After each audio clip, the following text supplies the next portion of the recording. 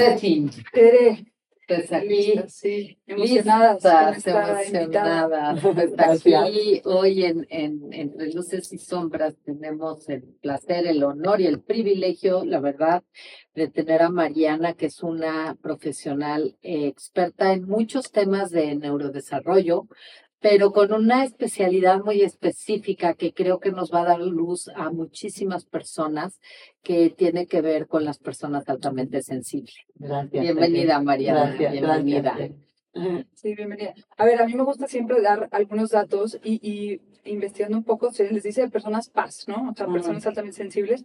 Y el término creo que es medio Novedoso, de los en 90. 1990. Sí creo que me gustaría que nos expliques un poco qué son estas personas altamente sensibles y si hay una diferencia entre niños altamente sensibles y personas altamente sensibles o adultos, más que personas, son personas, no niños. Sí. Pero si hay una diferencia entre niños adultos altamente sensibles primero. Ok. A ver, las personas altamente sensibles reúnen 4 características principales, ¿vale? La primera es esta sensibilidad sensorial, que eso hay muchos niños con temas sensoriales que no los hace precisamente altamente sensibles, nada más tienen este tema sensorial.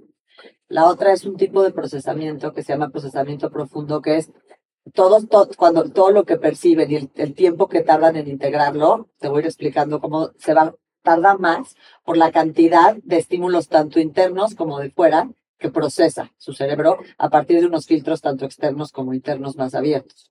La otra parte es que hay una intensidad emocional que se junta con la empatía, porque al haber una percepción ampliada, lo que hace es que hay mucha empatía y hay un sistema emocional que tiene más emociones que procesar que el resto de las personas. Eso los hace muy intensos, o sea que hay más energía, las emociones son energía pues moviéndose en el cuerpo. Y la cuarta característica que tienen que cumplir las personas altamente sensibles es la sobreexcitación.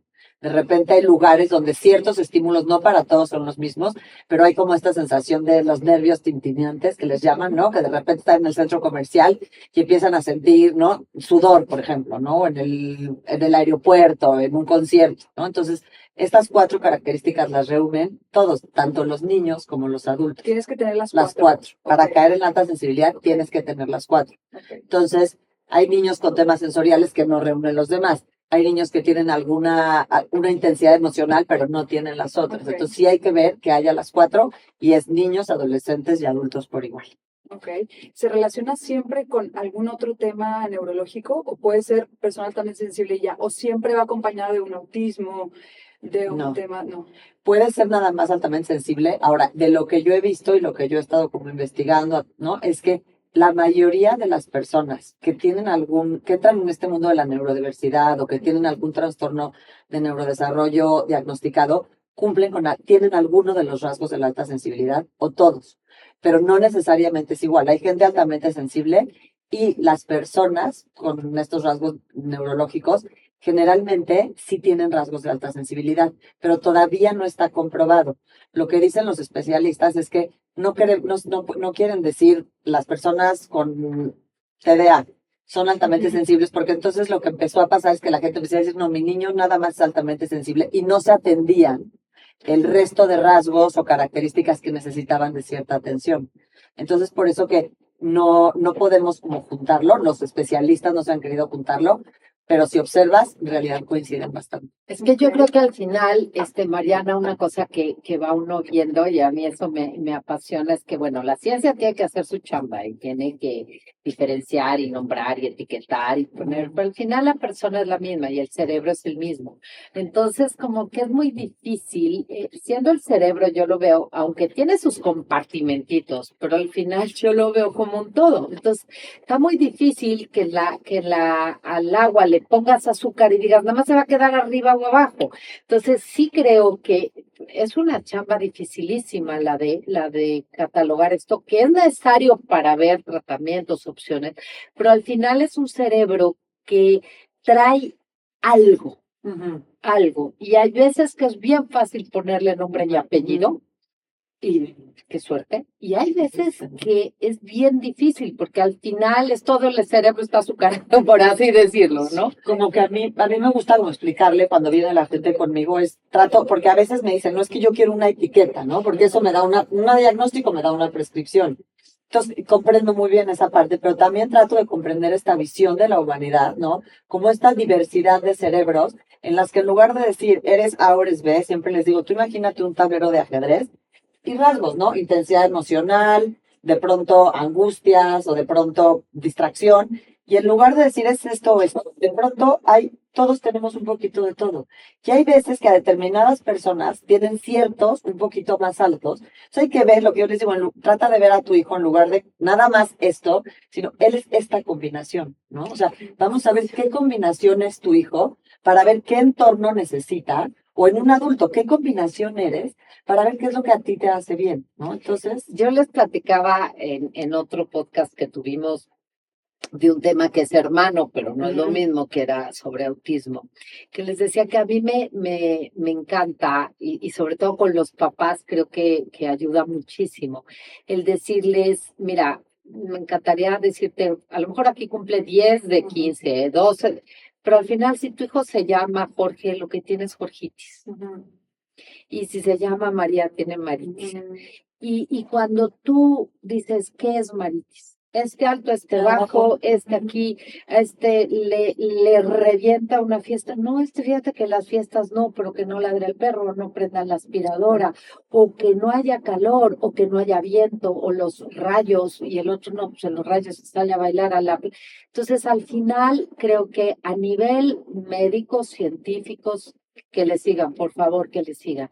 Pero a nivel familia, que es donde está nuestro mayor público aquí, no, no detenernos en la etiqueta, porque más en cuestión de cerebro no vas a entrar ahí nunca. O sea, en una rodilla les digo, a lo mejor sí, comparas dos radiografías de una fractura y si no son idénticas, son parecidísimas. Y se operan casi igual, aunque no sanan igual, pero bueno.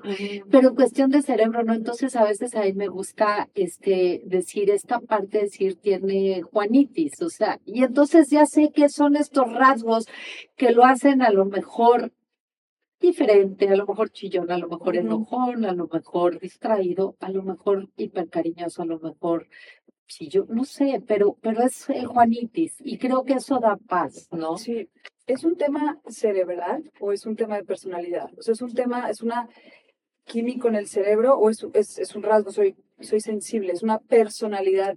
no, es un sistema neurológico distinto, eso sí se sabe. Sistema neurológico Distinto, o sea, el sistema de percepción, los filtros sensoriales y todo lo que es el sistema de percepción, emoción, descarga, sensación, pensamiento, tiene unos filtros más abiertos, funciona diferente. Se llama el sistema de sincronización sensorial. Entonces se llama, o sea, en realidad el nombre científico es sensibilidad al procesamiento sensorial. O sea, todo entra por muchas cosas. Yo siempre les explico, si tú tienes un radio, hay 1000 frecuencias, y tú entonas una estación y te llega. Aquí hazte cuenta que entonan y entran 3.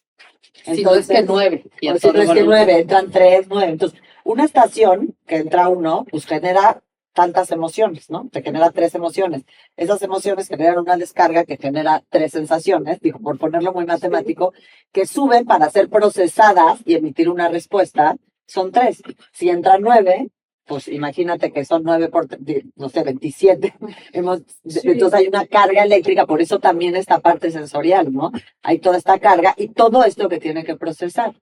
Y otra parte que yo he estado como también investigando desde una visión más analítica, menos científica, porque todavía es difícil saber esta parte, pero es lo que es la memoria implícita, la memoria explícita. La implícita es todas las imágenes que tenemos guardadas, que es lo que sale en los sueños, todas estas imágenes, todo lo que traemos. La explícita es lo que tenemos a la mano, el famoso inconsciente consciente.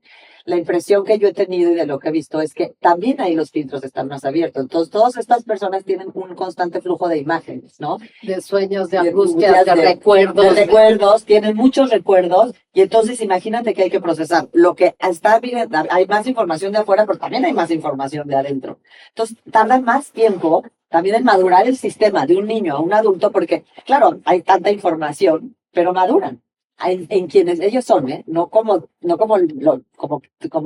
común o Sí, No son tienen que ser una persona, no caben en el cuadrito, pero maduran, nada más que necesitan ciertas. Fíjate que yo tuve la suerte que cuando estaba estudiando muchos de estos temas que siempre me han gustado y que además pues quería yo ir aprendiendo y que me convenía ir aprendiendo, tuve alguien que me dio una recomendación, un neurólogo, y me dijo, mira, así de fácil lo vas a entender. Me dijo, ponte unos audífonos con rap. Me dijo, ¿qué música no te gusta? El rap. Ponlo, pero ponlo duro. Luego, tápate con nueve suéteres y ponte 3 luces de estas. Luego, por favor, muérete de hambre y de sed mientras hagas esto. Luego, por favor, ponte un hielo aquí atrás, donde más frío te dé. Y no me acuerdo qué otras 2, 3 cosas. Me dijo, ponte una luz que te está haciendo así. Ponte un ruido de la secadora, perdón, de la licuadora a todo volumen. Pásate 5 horas y luego pregúntate por qué a las 5 de la tarde yo. ¿O por qué tú te puedes concentrar para hacer la tarea, para hacer algo? Y ese día dije, ay, o sea, Sí. y creo que al final, no sé tú qué pienses, Mariana, pero te voy a decir por qué me apasiona lo que haces. Porque al final son niños, digamos, anormalmente normales, guapísimos, sensibles, artistas, encantadores, muchos empáticos, muchos no, pero al final son niños que dices, o sea, tienen lo que se llama una limitación oculta. Entonces, el mundo es bien difícil, porque si ponemos todo eso a todos entendemos por qué gritamos, por si tú estás en estado zen y no estás sintiendo todo eso. Entonces, creo que lo que haces es padrísimo, porque es dar voz. Además de a tus pacientes, lo haces en redes y eso se me hace increíble. Das voz a esta limitación oculta que limita la paz interior. Yo no sé si el rendimiento, pero la paz interior de quien la padece y de quien convive al que la padece, sin duda.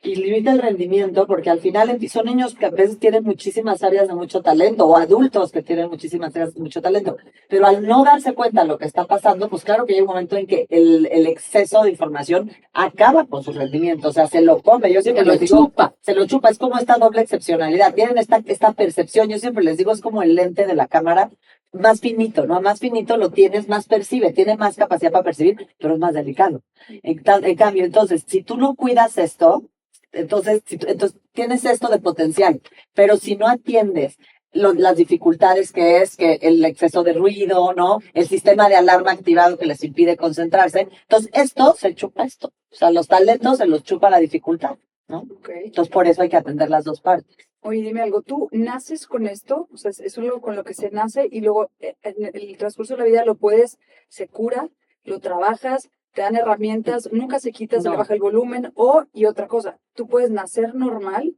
y por algún trauma hacerte persona también sensible. Sí. A ver, si te puedes volver, no, a ver, ahí vamos, hay que hacer una pequeña diferencia. Desarrolla las dos Tú ideas. naces altamente sensible, se sabe que es un rasgo genético y se cree que hay 20% en varias poblaciones de animales que lo hay. Se cree, por ejemplo, que es un sistema parecido al del caballo. O sea, un caballo está ahí, se le empieza a acercar a alguien y sin verlo se le eriza, ¿no? Se empieza a erizar, porque tienen cierta percepción, por eso los caballos hay equinoterapia, ¿no? Sí, porque sienten tus emociones. O sea, no es algo pensado, no es siendo ternura, sino es algo que siente y entonces empieza a danzar con él, ¿no? Con quien tiene encima.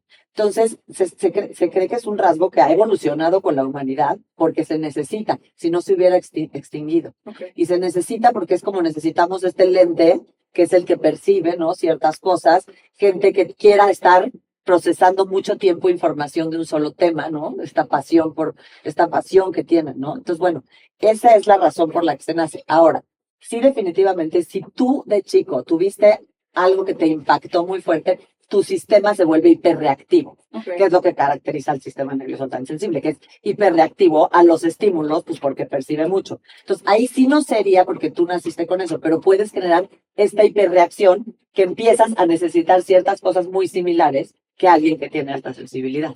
Y a veces es hiperreactivo en un solo tipo de estímulos. Yo ahí trato de diferenciar. A veces que a mí solo me pongo altamente sensible. O sea, me empiezo a sentir mal o me empiezo a sentir saturado en ciertos entornos. Entonces ahí vemos si hubo algo que generó esta hiperreactividad, ¿no? Que es lo mismo que las personas altamente sensibles. Pero ahí sí, hay una vía distinta, ¿no? Ok, sí es diferente. Sí, es diferente. Entonces, naciste con él y fuiste niño. Exactamente. O si ya te lo hiciste por algún trauma. Pero la hiperreacción o la sobreexcitación del sistema se puede entender de una manera similar, nada más que es distinto. En uno sabes que es de por vida, que lo traes, ¿no? Reúne ciertas características, en el otro hay que tratarlo desde el punto de qué pasó. Y creo que aquí, Mariana, estaría padrísimo para nuestra audiencia entender que, bueno, si bien estas neurodivergencias, por ponerles el nombre que está padre, porque creo que abarca bastante sin ser muy dramático para ningún lado y tampoco minimiza, ¿no? Este tipo de situaciones generan muchas veces comportamientos, actitudes y generan o alteran los ambientes de una manera bastante similar. Entonces aquí yo creo que más que enfocarnos en quita, no se quita, es el tema de cómo podemos o cómo el generar ambientes propicios, comprensivos, empáticos, con conocimiento, puede, digamos, si no curar, porque esa no es aminorar digamos, la intensidad o la crudeza o la fuerza de los síntomas, ¿no? Exactamente. Ahí es lo que te decía como de esta doble excepcionalidad, que también se maneja mucho ahora, ¿no? O sea, no, yo quiero que, como todo ser humano, estos seres humanos tienen potenciales y tienen dificultades. El tema es que están un poco más como marcadas, ¿no? O sea, la mayoría de la gente entra, no, pues tiene ciertos potenciales, ciertas dificultades, pero no están tan disparadas. Aquí los potenciales están muy marcados por esta capacidad de percepción o por esta imaginación, y las dificultades están muy marcadas por las dificultades que genera esta hiperreactividad. Entonces, en el momento en el que una familia o una esposa o un maestro o un jefe comprende, empieza a generar ciertos entornos desde la parte sensorial hasta la parte emocional, por ejemplo, de permitir que uno se retire cuando se da cuenta que está hiperempatizando, o de dar más tiempo para que alguien procese algo, que lo que hace es que baja el sistema de alarma, porque el problema de estas personas es que como sienten que tienen que cumplir en el mismo tiempo por ejemplo, el niño que se la tiene que pasar bien en la fiesta, que todos están bien y él no está bien, ¿no? O el que está trabajando en una oficina que todo el tiempo tiene mucho ruido y tiene que rendir lo mismo que el de junto. Entonces, esta persona, si es comprendida, se puede retirar, o el niño de la fiesta puede salir y entrar, ¿no? O qué otra cosa te puedo decir, o la pareja puede decir, ¿sabes qué? No tolero el ruido de la licuadora tanto tiempo, y entonces eso le permite que esto sí se desarrolle. Porque algo el sistema de alarma lo que hace es que hace que el sistema se defienda. Y tú estás o en modo defensa o en modo creatividad. Sí, o sobrevives o vives. O vives. Entonces, los dos. Lo que hay que hacer es, si tú conoces a cada persona, por eso te digo, cada quien es diferente, y ayudas con esto, entonces lo que permites es que haya vida, no sobrevivencia. Okay. Fíjate que a mí me impresionó mucho y lo platico mucho porque yo aprendí mucho de estas cosas neurológicas cuando una de mis hijas estuvo en el Boston Children's Hospital en cardiología. O sea, no estaba en nada neurológico, estaba en cardiología. Y obviamente el estrés, les digo siempre, no hay peor lugar para estrés que ahí.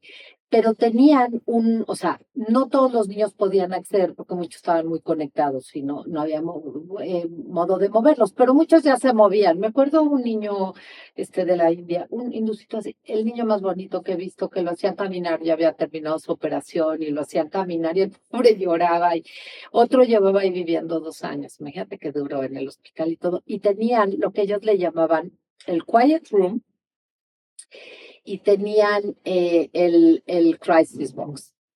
Yo no tengo ni hice un quiet room, pero sí hice un quiet room.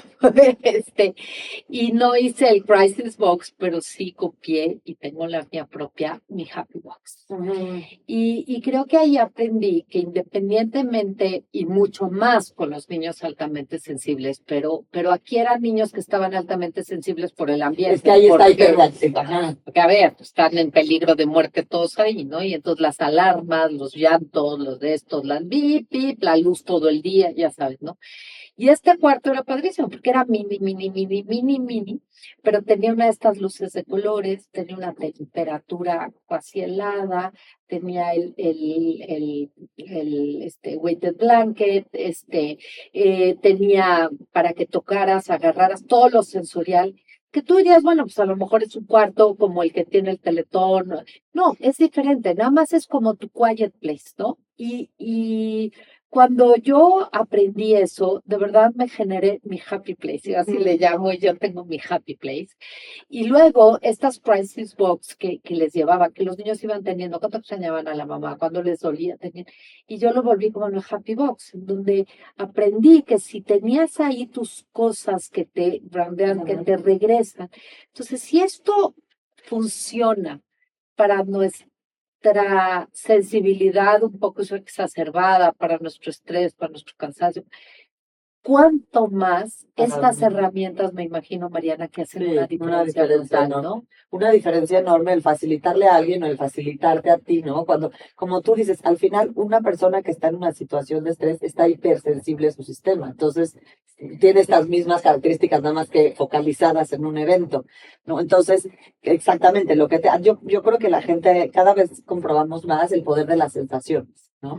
El poder de una sensación calmante, de una luz que baja lo que puede hacer, de un sonido, ¿no? De, como dices, de una textura. Entonces, cuando tú sabes, empiezas a poder rodearte, ¿no? O darle a alguien todo ese tipo de cosas, de un ambiente, ¿no? Más calmado y de tener esta parte, como dices tú, de cosas que te regresan a este lugar de paz, ¿no? Al final, creo que es como este lugar de poder regresar a este lugar de seguridad, que es lo que hace que el sistema de alarma no esté ¿no? Y impida que haya como otras áreas desarrollándose. Sí, oye, Mariana, ¿cómo, ¿cómo mides la sensibilidad? O sea, ¿cómo hay tests que tú puedas hacer para saber que tu hijo es, porque pues todos los niños son altamente sensibles, yo creo que todos son muy sensibles, todos al ruido se atarantan, se aturden de la escuela, todos los niños sienten la arena, o sea, hay terapias. Siento que es, ¿cómo le haces para saber quién siente más que otro? ¿Y cuál ya es altamente y cuál es no? ¿Cuál es tu parámetro para medir eso? Mira, Elaine Aron lo que hizo fue hacer 2 tests, que fue como la creadora del término. Yo los tengo en mi página y entonces está el de niños y el de adultos y esa es como la medida básica que tenemos hoy en día. Y realmente mucha gente llega y me dice, es que mi hijo es altamente sensible y a la hora que llenas el test, no, tu hijo tiene todos somos sensibles, claro que todos estamos percibiendo todo el tiempo, pero para que quepas en esto sí tienes que reunir, tienes que subir de 12, me parece que es el de niños y 14 de adultos, ¿no? De reactivos, y ahí ya te das cuenta que sí es parte de un sistema nervioso que percibe más y entonces tiene ciertas necesidades que debes de atender para que se desarrolle el potencial. Eso es, ¿no? Entonces, y es importante como tomar en cuenta esto, porque si no, sí pasa que la gente dice, ¿cómo diferenció cuando hay algo que hace que mi hijo se sobreestimule a cuando tiene todo este cuadro? ¿No? Entonces, en ese caso ayudas al niño a algo, pero sí es importante distinguir. Yo les digo siempre que mi frase es célebre, y la repito, yo creo que cada capítulo, pero es que todo es normal hasta que no es normal.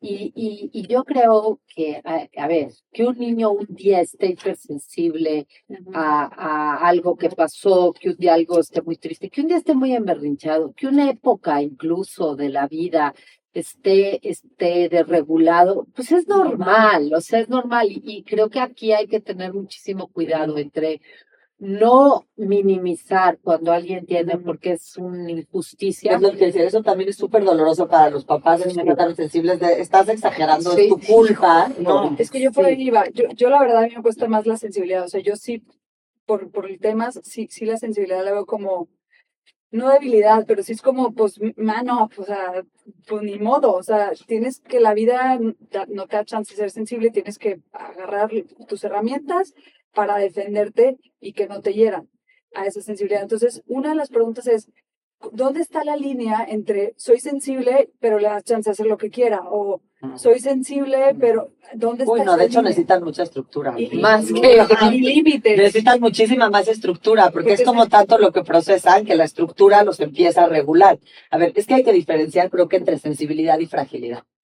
Es distinto ser frágil o no poder a ser sensible. Ser sensible, o sea, ser altamente sensible es percibo más, ya, como decía, ¿no? De afuera hacia adentro y tengo como todas estas imágenes y hay mucha más energía moviéndose en mi cuerpo y tengo que procesar esto y entonces, se nota en ciertas características a de pronto estoy muy triste porque no puedo algo, ¿no? Ujú. O de pronto mi hijo es débil y entonces lo tengo que proteger. Oye, yo conozco gente altamente sensible, súper fuerte, ¿eh? O De sea, hecho, yo creo que son más fuertes Ajá. porque luchan contra un mundo bien Exacto. adverso en cada minuto. yo conozco muchos adultos súper resilientes, que la diferencia radica en los adultos que yo conozco que ya son muy resilientes. A los adultos que les ha costado muchísimo salir adelante es el entorno en el que crecieron. Ok. Cuando hubo un entorno violento, cuando hubo un entorno humillante, sí, ahí se van para abajo, porque todo, ¿no? El sistema de alarma se activa al 1000 y el cerebro está, o me desarrollo o me protejo, Ok. y está todo el tiempo en protección.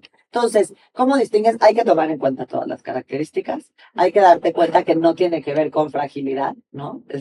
No tiene que ver con educación. Y pedir ayuda, de a lo mejor de una terapeuta como tú, de saber que te ayuda a poner límites y Límites, no darle chance a tu exactamente. hijo de hacer todo Y porque una es estructura, insensible. exacto, no tiene que ver, o sea, tú tienes la misma estructura, nada más hay ciertas cosas que a lo mejor tienes que tomar en cuenta, por ejemplo, ¿no? Yo en mi caso, mi hija que es más sensible, yo sé que necesitaría más tiempo en las mañanas para estar lista para el camión, porque las transiciones son más largas, entonces su estructura se varía, pero todos tienen un horario de despertarse y de salir al camión, ¿no? Okay. Yo creo que aquí acabas de tocar un tema que me encanta. Yo sé que mi hija, bueno, pues a lo mejor tu hija necesita más tiempo para el camión y otro mío necesita menos ruido, Ujú. pero no porque Mariana es terapeuta No. especialista. Yo me acuerdo de la doctora Staniberger de cardiología que siempre decía, ya que todos los neurólogos, cardiólogos hablaban y todo se voltea y decía, now let's listen to the mother.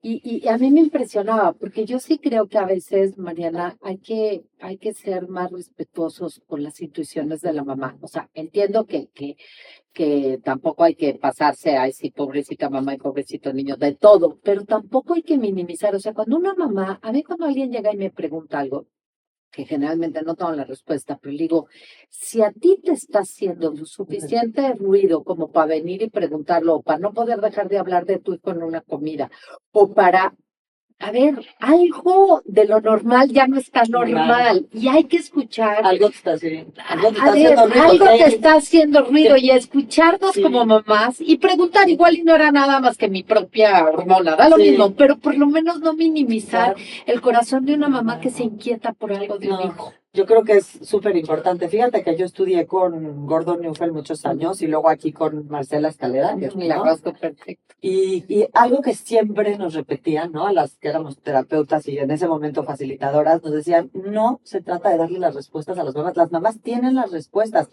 sea, decían, nosotros no somos los expertos y ellas las que no saben. Se trata de darles la información para que la mamá, al comprender lo que pasa dentro de un niño, se le active su intuición y sepa qué hacer. Decía, está muy mal quererles dar manuales, porque, y yo lo creo así. Y a mí me pasa, pero dime qué hacer. Y me pasa como asesora de mamás y como pacientes. No, o sea, la respuesta, vamos a tratar de que tú la encuentres. Lo que yo te facilito es el que observes, ¿no? ¿Qué es lo que está pasando? Y que tú veas.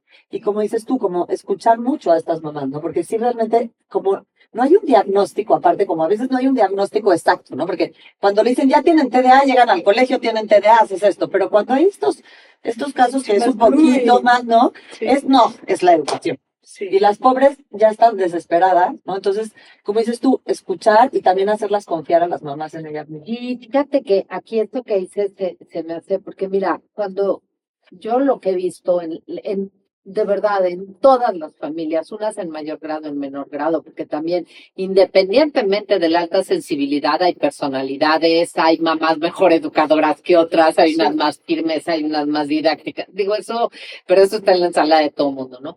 Pero sí creo que una de las cosas que es un común denominador, cuando hay alguna de estas situaciones, no pasa desapercibida en la familia. Se nota. Y qué duro es cuando una mamá, además de que está haciendo los malabares normales de cualquier mamá, de tratar con distintas personalidades, expectativas, tu educación, la de tu esposo, la del niño, el carácter, el colegio, la exigencia, la comparación con el hermano, o sea, entre esa ensalada que por sí tenemos que traer, cuando además algo le está doliendo en el corazón o inquietando y es totalmente juzgada, devaluada, calificada, y se me hace que qué duro, la verdad. verdad es que se acaba notando. Cuando hay estas cosas, se notan, o sea, no pasan desapercibidas. Y cuando algo no pasa desapercibido, creo que igual que cuando un niño empieza a cojear, claro, tú puedes hacerlo un día o dos o tres, pero cuando es su propia fiesta y es su propio partido de fútbol y no puede correr, es lo mismo, o sea, cuando al mismo niño le importa y no voltea a ver, o sea, no habrá radiografía, pero hay lesiones. Exactamente, ¿no? Y es lo que pasa, al final no hay radiografía, pero no tienes por qué, es cuando nos queremos ir demasiado, como dices tú, ¿no? A todo lo médico y decir, a ver, algo, como dices, algo no está, vamos a escuchar y vamos a ver qué pasa. Y creo que a mí mi principal motivación de empezar a hacerlo fue, de verdad, para que haya apoyo, ¿no? Porque es algo, no, cuando algo es visible, ¿no? Pero es algo no visible que recibe mucho juicio sobre niños, adultos y sobre mamás. Oye, Mariana, ¿qué pasa cuando tú como papá eres persona altamente sensible y tienes un hijo altamente sensible? O sea, ¿cómo se ve eso? Pues, ¿cómo le haces? Pues mira, Caos. eso es, tienes que aprender a saber. Primero, yo creo que la mayoría de los papás hoy en día se están descubriendo altamente sensibles Es lo a que te través de decir, sus o sea, hijos. puedes ser adulto y decir, Claro. Ajá. no sabía que era altamente sensible. Y ahora Exactamente, entiendo. ahora entiendo. Ahora, suceden dos cosas. La primera es la hiperreacción del sistema nervioso de ambos juntos. O sea, cuando hay dos, entonces es tanta la intensidad de uno como del otro que a veces el adulto es el que tiene que poder regularse para contener. Y a veces yo las oigo, ¿no? O los oigo a los papás. Ya no están pudiendo regularse porque ya, o sea, llega un momento que hay una cosa que se llama meltdown, que el sistema se desconecta. Entonces, saber pedir ayuda, ¿no? Saberle decir a tu pareja, en este momento necesito que entres tú, o tener a alguien, ¿no? O tener ciertas estrategias que a veces trabajamos cuando están solos o solas, ¿no? Para que en ese momento no hay que proteger al otro de tu propia agresión, porque vas a dejar de regular. Vas a dejar de regular. Entonces, y eso no quieres, porque el momento en que dejas de regular puede salir agresión. Y eso ya, ¿no? Tiene Sí, muchas consecuencias.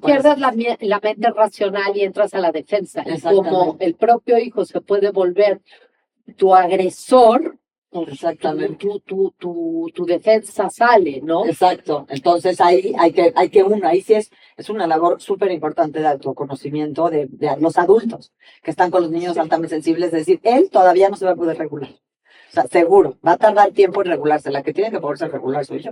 Entonces, ¿qué puedo hacer? ¿Cómo puedo tener señales de estoy perdiendo por completo la regulación?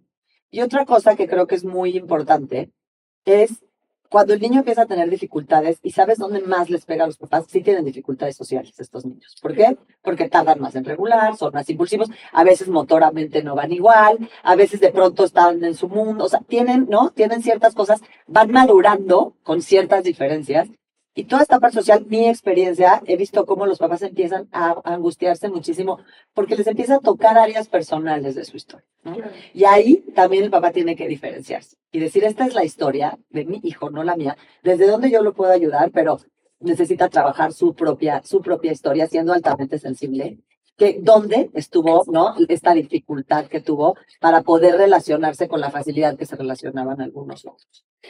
Sí, y también creo que aquí esta parte de conocerte y decir, o sea, no todo está en mí. Y creo que una tendencia con altamente sensibles y no altamente sensibles es que con la vida tan social y tan abierta y tan comunicativa, que yo digo que antes las familias vivíamos muy puertas para adentro y de repente convivíamos un día, un rato con alguien más. Hoy en día la vida es abierta, ¿no? Entonces creo que también hay entra una presión en donde los papás cada vez más nos calificamos como si somos buenas o malas personas, presentes o no presentes, y mandaste buen lunch o no buen lunch. Y por eso el niño está o no está. Entonces creo que también esa es una presión brutal que veo hoy que ha crecido, ¿no? Y el estilo de vida también hace que el que era altamente sensible en grado 2 se va a volver en 10. Sí, o sea, el estilo de vida que llevamos no ayuda. Sí, no ayuda nada. Y los superestímulos del movimiento y la clase de esto y ahora no sé qué. Y luego las redes sociales también impactan mucho, ¿no? La referencia es que ve los hijos de no sé quién. Sí, pero también creo, o sea, no contradiciéndote, pero también creo que, o sea, sí tenemos mucha exigencia, pero también al mismo tiempo tenemos que hacer la chamba. O sea, los papás como el adulto responsable de un niño, muchas veces no sabemos cuáles son nuestros triggers, no nos paramos a pensar de dónde cojeas, cuál es mi herida, y luego explotamos con los niños y les escupimos eso que traemos que no nos hemos trabajado por vivir la vida corriendo, por poner atención en otras cosas. O sea, sí ser más como, pues más, no sé cómo decirlo, compasivos con nosotros mismos, pero también muy realistas y decir, hay que hacer la chamba. O sea, ¿quién es el adulto responsable? Sí, pero fíjate, yo ahí lo que como lo quiero explicar y a lo mejor no me de explicar, tú eres responsable, no eres culpable. Y es que hay una grandísima diferencia en dónde te paras con la responsabilidad, responsibility, ability to respond. Yo tengo que responder ante esto porque soy el adulto, como lo dijiste tú, porque soy el papá y me toca, porque soy la mamá y me toca, porque no es mi chamba, es mi responsabilidad. O sea, y si no tengo las herramientas, búscalas. A la culpa, porque la culpa destruye y la responsabilidad te echa para adelante, aprender a hacer. Y creo que yo cuando he experimentado, y lo digo de corazón, como mamá culpa, que es bastante seguido, en todos los temas, no creo que sale mucho bueno. Sale tristeza, sale coraje, sale descalificación, sale juicio, sale latigazos, y si ya de por sí todo eso viene de dolor y de heridas, ¿por qué más? Cuando dices, a ver, esta situación fue mi culpa el no haber sido responsable en monitorearme, en ver que estaba yo hidratada, descansada, que estaba yo pasando del verde al naranja y la que se debió haber ido el time out fui yo. Y eso sí, o sea, aquí me equivoqué. Soy culpable de este hecho, pero creo que en estos casos es durísimo cuando se genera esta culpa de mi hijo es así porque I'm a failure y no se vale. Fíjate que ahí yo hay dos cosas que he visto de la culpa súper importantes. La primera es cuando hay este siglo que estamos viendo de tanto descubrimiento en la psicología, de pronto pareciera que nosotros podemos crear a nuestros hijos, porque si no haces o si haces, entonces va a determinar. Entonces, claro, si yo, no, entonces tú tienes que hacer esto para que el niño sea el superdeportista, ¿no? Y es un engaño. O sea, sí podemos dar entorno, pero el niño es una semilla en sí mismo y va a desarrollar. Entonces, por ahí creo que es como donde nos tripea. Y otra cosa que yo he visto de la culpa, te dices, y a ver si les checa, a veces cuando alguien siente culpa, cree que si cambia algo, va a curar al niño o va a hacer que el niño sea como la mayoría. Y yo ahí les digo, te está engañando la culpa. O sea, por más que tú hagas, te levantes, te hagas, tu niño tiene ciertos rasgos que lo hacen minoría, que es donde yo creo que está mucha de la dificultad de ser también sensible, que son minoría. Y siempre el mundo está hecho para las mayorías.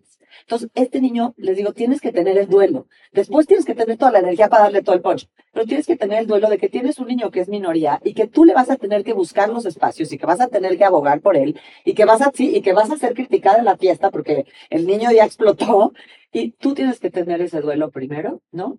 Y aceptar que por más que hagas, eso no se va a mover de lugar en un niño que no sea tan sensible. Ay, Dios.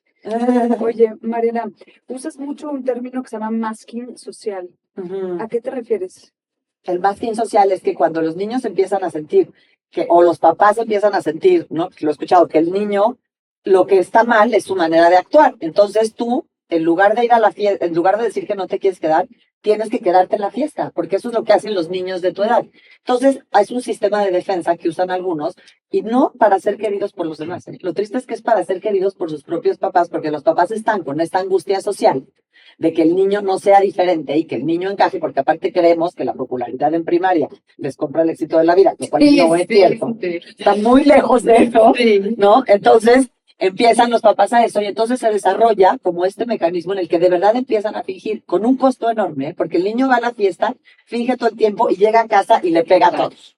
O tiene un meltdown, o sea, sí, pero empiezan a desarrollar esta parte que es cansadísima, es finjo que no me molestan ciertas cosas, finjo que soy cool, pero ¿qué crees? El adolescente. Claro, me pongo las peores caras de todos mis amigos, porque es tanto el esfuerzo y tanto el sistema de alarma de que no salga quien soy yo, que no tolero. Y entonces tiene estas consecuencias. Wow, nunca había relacionado eso. No, súper. Un adolescente que no se detecta también sensible empieza a tener problemas de esos, porque nada más la parte sensorial en los eventos de adolescentes. Sí, no. Entonces tienen que saber decir, a ver, ya estoy así, me voy tantito, regreso, ¿no? Porque si no empiezan a bajar la ansiedad, pues, y no entiendo, porque yo tengo que ser igual que los otros, yo soy el raro. No me puedo imaginar un cerebro adolescente que yo me de por sí. De por sí todo el cambio, todo lo que están viviendo, que sea altamente sensible, híjole, a lo mejor tú pudieras decir que es la etapa más vulnerable para una persona tan sensible. ¿Qué etapa de vida pudieras decir? Pues yo creo que todas Sí, si sí. no tienen el correcto. Yo creo que lo más vulnerable es la niñez y la adolescencia porque al final mucho de ti depende de la referencia de fuera. Y si tu referencia de fuera no te lee, el mensaje que te regresa es tú eres inadecuado o no eres suficiente para este mundo. Ahora, el adulto que creció así tiene o sea, infinidad, un y mil problemas, un y mil depresiones, tiene una dificultad para regularse tremenda. Entonces, Yo lo que sí creo es que, y aquí lo digo con el corazón abierto, sea este tema o sea otro, cuando ya tienes un problema hay que tratar de no tener dos. Entonces, como mamás, como papás, si tenemos la duda de que algo, esto u otro tema está afectando a nuestros hijos, no te esperes a que haya dos problemas donde hay rechazo, donde hay necesidad de tapar lo que el niño siente con adicciones. No te esperes a una autoestima destruida. Ya hay un problema. Llóralo, grita, pídele a alguien que te suple un fin de semana y vete a desgarrar la garganta y hinchar los ojos de llorar.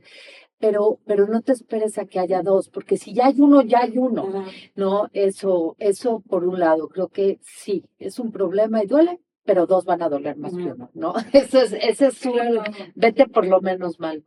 Y dos, creo que no hay, Mariana, pero yo hablando contigo me encantaría que hablándole a nuestro público, que la verdad, pues, para ellos y por ellos y con ellos estamos aquí. No hay un decálogo de mamá. Pero tú que tratas con tantas mamás y a la vez con tantos hijos de mamás con problemas, ¿cuál, de mamá o de papá, obviamente, cuál sería así como que nos dijeras, a ver, el ABC un poquito, o sea, sin meternos, porque ni todo el mundo tiene la capacidad de imaginar, ni la valentía, ni la fuerza o ni la luz para ir y buscar, investigar, pero a quienes nos están escuchando que igual y tienen a alguien así, o no tienen a alguien así, pero tiene algo en la vida. ¿Cuál sería como, a ver, Mariana dice, y Mariana sabe porque ha visto cientos de familias pasar por cosas así? pues mira, lo primero yo creo que siempre les digo que hay como las tres A's, ¿no? Como la A de a la aceptación, que es distinta a la resignación, ¿no? Y la aceptación es decir, a ver, sí hay ciertas diferencias, ¿no? Y lloro la parte difícil, pero en el momento en que empiezas a abrazar quién es tu hijo y esa capacidad que tiene como de profundizar, ¿no? Empiezas de verdad a darte cuenta que hay seres humanos, que por algo habemos seres humanos distintos en el mundo. Entonces, siempre les digo, usa la A, ¿no? De aceptación, no desde resignación, de sí, la aceptación incluye a veces llorar lo que no te gusta, que es minoría, que es que se le dificultan más ciertas cosas. Que va a sufrir. Que va a tener momentos, ¿no? En el que va a tener un desarrollo que probablemente su madurez en ciertas áreas la va a alcanzar después y eso vas a tener que ir tú ajustando, ¿no? Pero también abraza este mundo interno tan rico que tiene una persona altamente sensible, que no lo tienen la mayoría de las personas, ¿no? Todas estas ideas, esta capacidad como de reflexión y demás es importante. Y de ahí les digo, y la otra A es ve y aboga, ¿no? A ti te toca abogar, ¿no? Aboga en la escuela, aboga con los abuelos. Y ahí te tienes que hacer fuerte, ¿no? Porque es llegar a la escuela y te dicen, no, es que tú a ver, si tú a mi hijo le ayudas poniéndolo lejos del baño, ¿no? O si lo ayuda para que no oiga el ruido, ¿no? O si me ayudas en recreo, si lo ves así facilitándole un espacio en la biblioteca, que sepa que es este quiet place que hay en la escuela, ¿no? Y te lo digo que los maestros cuando tú les hablas desde esa empatía, ¿no? Lo comprenden, porque hay muchos, ¿no? O sea, en su salón, en su colegio hay un 20%, ¿no? Entonces, ve y aboga, ¿no? Y después abrázalo, ¿no? Y apóyalo para ver hacia dónde, ¿no? Hay que ver hacia dónde, porque eso sí, cuando tú aceptas, empiezas a poder ver quién es por dentro, no quién debía ser por fuera. Y en ese momento, lo que yo te decía, empieza a salir la intuición de a quién puedo buscar, qué puedo hacer, cómo le puedo explicar a alguien cómo siente mi niño el mundo, ¿no? Y también como yo tengo sería tema de otro podcast, pero te lo voy a compartir, tengo mi círculo mágico para la vida, que viene con la primera A, que es acepta, que aceptar no es aprobar, es aceptar, que es asumir. Es tu propio proceso personal, no es Personal, aprobar a él, no, es tu tú. aceptación. Bueno, primero yo empiezo con otra A, la A de adversidad. ¿Cuál es la adversidad? Que llora, que se berrincha, que no aprende. Da lo mismo, que es altamente sensible, que es lo que quieras, que es el primero, que es el onceavo, que le tocó, lo que sea, esa es la adversidad. Segunda, acéptala. La tercera es adáptate tú y el entorno. 4, ¿con qué actitud lo haces? Y 5, y por eso es círculo, que es la primera y al final es la última. ¿Por qué voy a hacer todo esto? Pues por amor. A él, a mí, a la familia. Y creo que en todo, yo digo mi círculo mágico porque a mí me lo tengo que repetir todos los días, en todas las circunstancias, pero creo que en estos casos, pues si a alguien le sirve, te regalo 2 as más y yo me voy a robar la tuya de abogar y de abrazar, pero creo que eso es lo que pudiéramos dejar de mensaje. Y también, pues que gente como tú existe, Mariana, y que te busque.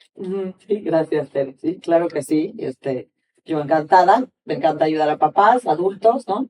Y pues a seguir también como trato de difundir lo más que se puede para que cada vez más gente deje de sentirse o mi hijo es el raro o yo soy el raro y te des cuenta, no, hay un sistema nervioso que existe desde hace muchos años y para algo estamos aquí. Y esa profundidad y esa capacidad sutil de percibir la vida tiene una misión. Te voy a decir algo, ahorita que dijiste, el 20% de los niños en la escuela son altamente sensibles. Entonces, se me hace un dato duro y yo lo veo en la escuela y sí digo, luego las mamás somos las primeras, las más duras en decir, ese niño es un gritón, en juzgar. Y yo lo traigo ahorita mucho a decir, pues la mamá dónde está y el papá dónde está y juzgamos y a tu hijo le dices no puedes con él o ponle límite, lo que sea, y sí, pero porque no sabemos. ¿Qué está pasando ahí? No sabemos, o sea, yo la verdad es la primera vez que, o sea, sí había escuchado el término paz, pero no sabía todo lo que me acabas de decir ahorita, entonces qué padre que podamos estar aquí sentadas y es la idea, o sea, crear un poco de conciencia a quien no sepa y quien sí lo vive, pues que se sienta Y acompañada. mucho de esperanza, poco de conciencia y mucho de esperanza. Exactamente. Sí, pues gracias por el trabajo que haces. Gracias y bueno, pues aquí en nuestro podcast van a quedar tus datos y miren, nada más si tienen la duda no se queden con ella. Más vale ver que no es y qué se puede hacer con lo que no es, pero sí es, cuanto antes mejor. Exactamente, cuanto antes mejor, eso es importante. Gracias Mariana, gracias.